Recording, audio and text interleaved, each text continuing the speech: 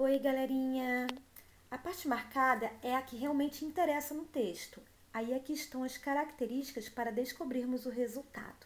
Então, o problema, ele na verdade, ele começa aqui, quando ele diz o número total de ovos quebrados foi maior que 200. Então, o total. Então, a gente está procurando o total. Então, o total significa um numeral que é maior que 200. Então, não posso me esquecer que ele é maior que 200. Ó, maior que 200, tá? E ele é menor que 400. Então, menor que 400. Então, o símbolo do maior, maior que 200, menor que 400. Ok. Então, eu sei que o número total está entre 200 e 400, né? E sei também que se eu contar de 2 em 2, se eu contar de 3 em 3, se eu contar de 4 em 4, de 5 em 5 ou de 6 em 6, o que vai acontecer com esse total aí? Sempre vai sobrar um ovo. Então, vai sobrar um. Esse sobrar é o resto, não é isso? Então, vai sobrar um. O que é sobrar?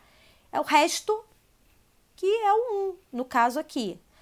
Vamos lembrar o que significa o resto. Para começar, a gente tem que entender que se eu peguei um total e separei de 2 em 2, ou 3 em 3, ou 4 em 4, ou 5 em 5, ou 6 em 6, o que eu estou fazendo com esse total? Eu estou pegando, tirando o total de um único conjunto e transformando em vários conjuntinhos iguais, ou conjuntinhos de 2, ou conjuntinhos de 3, ou conjuntinhos de 4. Então, eu estou dividindo uma coisa que estava total por conjuntos menores iguais. Esse tipo de conta é uma conta de dividir, não é isso? Onde aqui eu tenho o total fica na casa do dividendo, e daí aqui seria o conjuntinho menor agora, que no caso ali ou é 2, ou é 3, ou é 4, ou é 5, ou é 6. Então, aqui é o divisor, não é isso? Aqui é quantos desse aqui eu consigo aqui dentro. Então, é o quociente, quantos, não é isso? E aqui é o nosso resto. O que é o resto mesmo? Então, são conceitos cobrados numa questão que eu tenho que entender da matemática.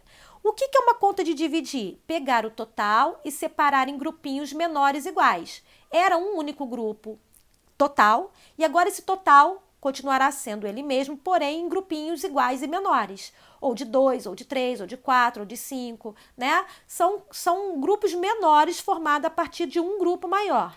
O quociente significa quantos desse aqui eu consegui formar dentro desse aqui. E o resto? O que significa o resto numa conta de dividir, na matemática? O que é o resto? O resto realmente é o que sobrou da divisão, porque para eu dividir tem que ser em grupos iguais. E nem sempre eu consigo colocar todas as unidades dentro desse grupo. Então, o que aconteceu aqui? Aqui eu informei que eu consegui tantos grupos iguais desse aqui, porém, como eu não consegui formar todos eles, sobraram algumas unidades que eu jogo para o resto, porque aqui eu só posso dizer quantos grupos iguais eu formei aqui dentro, tá? Então, ao dividir esse total de 2 em 2, ou 3 em 3, ou 4 em 4, ou 5 em 5, ou 6 em 6, sempre resta 1. Mas o 2, o 3, o 4, o 5 e o 6 estão na mesma condição, ou seja, o total dividido por eles sempre sobra 1. Significa que esse total não está na tabuada do 2, do 3, do 4, do 5, do 6, ele não é múltiplo, porém, ele é um múltiplo mais 1. Porque se sobrou uma unidade, essa unidade foi a única coisa que passou e por isso a conta não deu exata. Se a conta dá exata, o que acontece numa conta de dividir se o resto é zero? Significa que o meu dividendo é múltiplo do meu divisor. Não é isso? E o quociente, junto com o divisor multiplicados, não é isso? Dão esse múltiplo. Então, se eu dividir por esse aqui, que é o divisor, dá conta exata. Se eu dividir aqui pelo quociente, que seria o meu novo divisor, dá conta exata. Porque, na verdade, os dois são fatores desse múltiplo. Fator são aqueles dois multiplicados, né? Números que multiplicados geram um múltiplo, um produto, tá? Então, quando a conta é exata, é porque o dividendo aqui é múltiplo do divisor. Certo? Então, a conta é exata, ou seja, não sobra nada. Então, quando eu tenho um numeral sendo dividido por 2, ou por 3, ou por 4, ou por 5, ou por 6 e sempre sobra 1, significa que ele não é múltiplo deles. Porque se fosse múltiplo, não sobraria nada. Porém, esse numeral, esse total, ele é o múltiplo deles mais 1, que é o 1 do resto. Não é isso? Então, ele não é múltiplo, senão daria resto zero. Mas como sobra uma unidade, é porque ele é múltiplo do 2, do 3, do 4, do 5, do 6, com mais uma unidade. Então, se eu tenho um múltiplo igual para 2, para 3, para 4, para 5 e para 6, com mais um que sobrou, significa que esse total, esse múltiplo aqui que eu quero buscar mais um, ele está na mesma família do 2, 3, 4, 5, 6. Então, ele é um múltiplo comum desses valores. E como é que eu acho um múltiplo igual de 2, 3, 4, 5 e 6? Bom, eu posso fazer por raciocínio, eu posso saber, o 10 está no 2, está no 3? Não. Está no 4? Não. Está no 5? Sim. Está no 6? Não. Eu posso fazer por tentativa, por critério de divisibilidade também. Ou eu posso também fazer o MMC. O que é o MMC? Nós temos o MC, que são todos os múltiplos iguais, tá? E eu tenho mais um M para dizer, de todos os iguais que são infinitos, ele é o menor, ele é o mínimo. Então, o MMC quer dizer o quê? O mínimo, o menor, o primeiro dos múltiplos comuns, tá? Então, como é que eu faço para achar o MMC? Eu tenho mais de um método, porém, a gente vai usar o da fatoração simultânea, não é isso? Então, vamos lá. O 2, o 3, o 4, o 5 e o 6 tem como divisor primo o 2? Não todos, né? Então, eu vou fazer só o que dá. Se tiver 1, eu já uso, tá? Então, 2 dividido por 2 deu certo, que deu 1. 3 dividido por 2 não dá, repito. 4 dividido por 2 dá 2, coloca aqui. 5 por 2 não dá, repito. 6 dividido por 2 dá 3. Faço aqui. Agora, esse aqui acabou. Quando dá 1, acabou, tá? Continuo dividindo por 2 ou pulo para o próximo primo 3? Continuo por 2 porque tem esse 2 aqui. O 1 eu repito, o 3 não dá para dividir, 2 dividido por 2 dá 1. O 5 não dá para dividir, o 3 não dá para dividir, então eu repito. Dá para dividir por 2 ainda? Não dá. Próximo primo, 3. Dá para dividir por 3? Dá, ó, tem o 3 aqui, dá para dividir.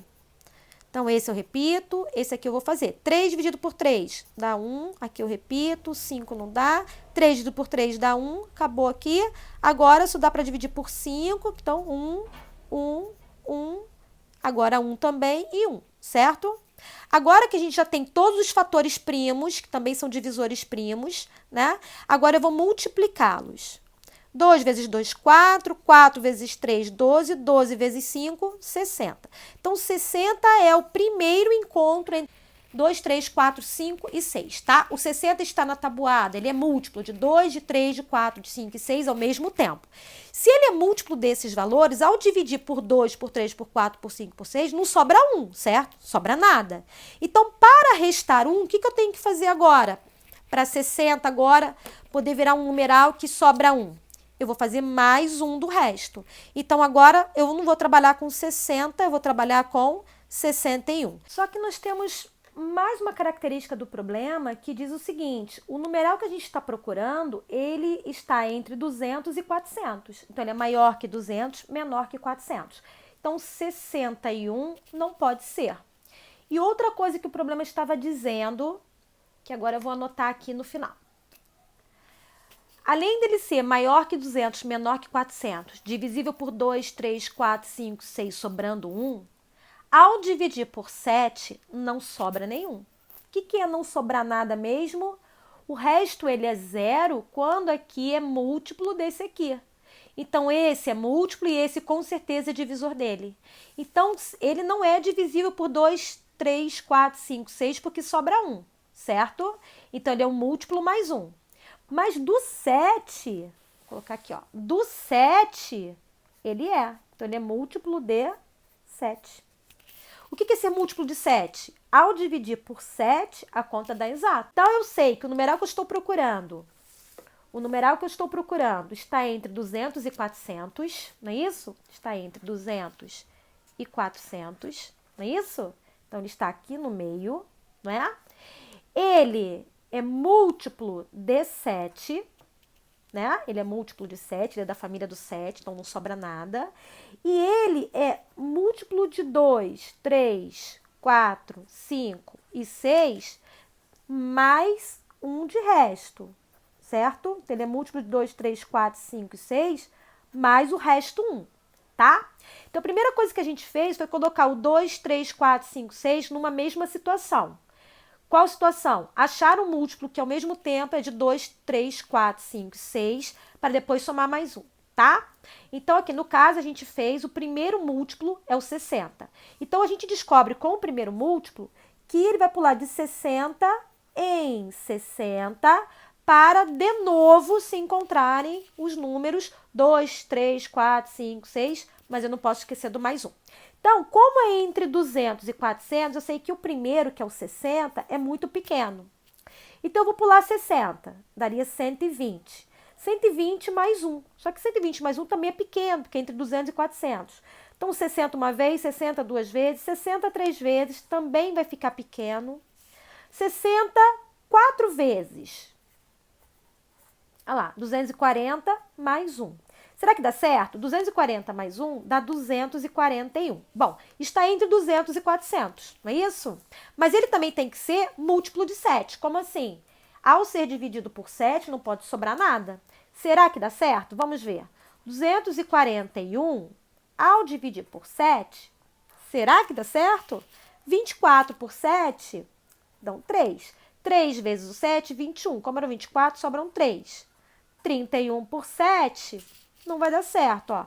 4 vezes 7, 28. Para 31, sobram 3. Então, não é o 241, tá?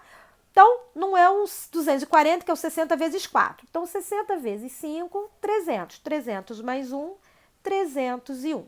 Será que é? 301 dividido por 7. 30 por 7, 4. 4 vezes 7, 28 para 30, 2. 21 por 7, 3. 3 vezes 7, 21. Não sobra nada, olha, 43. Então, sim.